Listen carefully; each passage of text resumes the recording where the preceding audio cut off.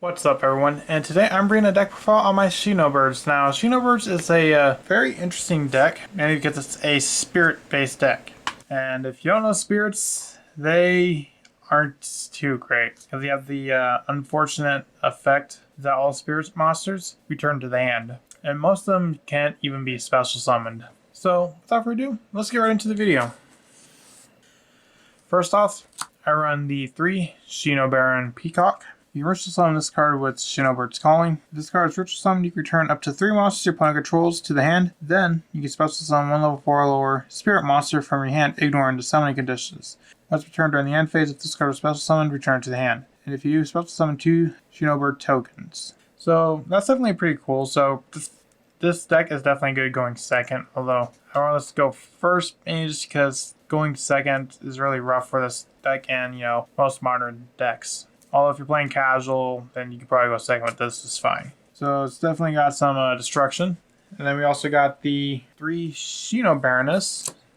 If this card is ritual summoned, you can shuffle up to 3 spell trap your opponent controls into the deck. Then you can special summon a level 4 or spirit monster from your deck. So this one deals with monsters, and this one deals with spells and traps. I also run 3 Shinobird Pigeon. Once per turn, you cannot be special summoned. Once per turn, you can target one of the spirit monsters on the field, return to the hand. Now, the one cool thing with the spirit monsters is that, in a way, this can also kind of like help protect the effects. And it works around cards because Shinobirds, they don't really use the grave too much because they just return back to the hand. So, like, let's say your opponent has an Abyss Dweller on the field, it's not really going to matter much against this. I also run the 3 Crane.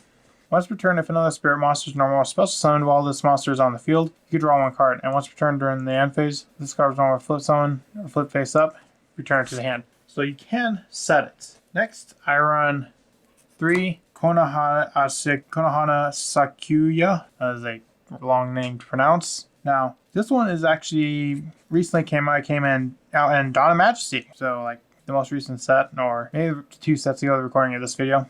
It has a really cool effect. Must be special summoned from your hand. It cannot be normal summoned by controlling a spirit monster. You can only special summon this once per turn this way. And once per turn during the end phase, if it's special summoned, return it to the hand. Once per turn during the end phase, you can banish this card from your graveyard, target 1 spirit monster you control. Now your player can activate that face-up monster effects on the field for the rest of the turn. Now, this is easily the best spirit monster in the game now. First off, it can special summon itself, so it works really well with this and going into maybe your Shinobird and Baroness, but also because it can target a spirit monster you control, and our player can activate that face-up monster effects. So basically, because the way the spirit monster's effect is, that is actually an effect, so if you negate your own monster, it will stay on the field.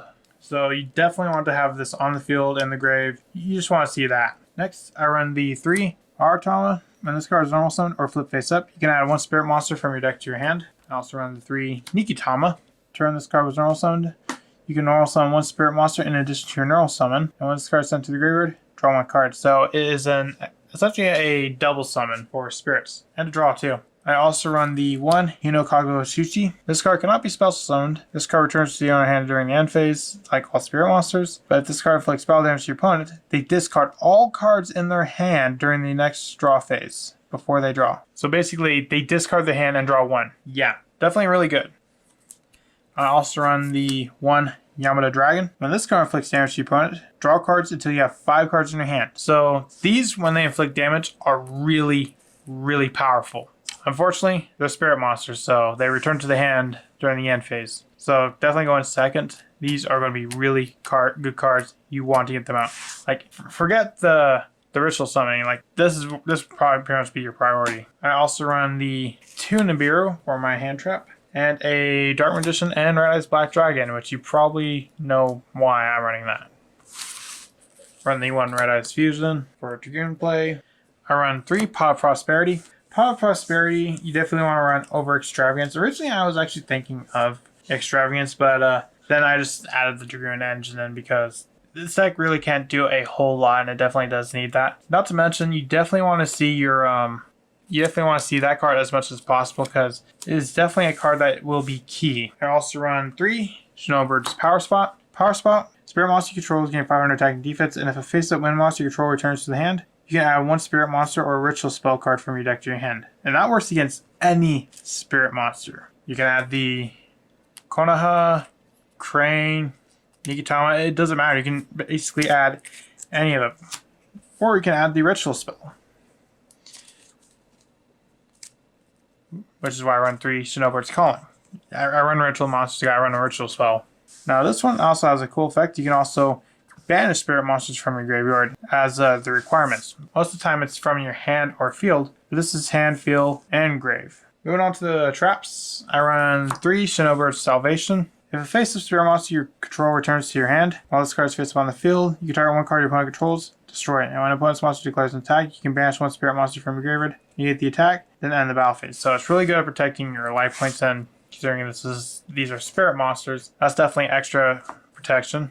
And you can just destroy one card your opponent controls as well. So definitely pretty good. Moving on to the extra deck. Most of the extra deck is pretty much just generically good stuff because we don't really, aside from like maybe Vertanaconda and Dragoon, we don't really use the extra deck too much. I run the one, as I said, Vertanaconda, and IP Masquerade package with Phoenix and Unicorn.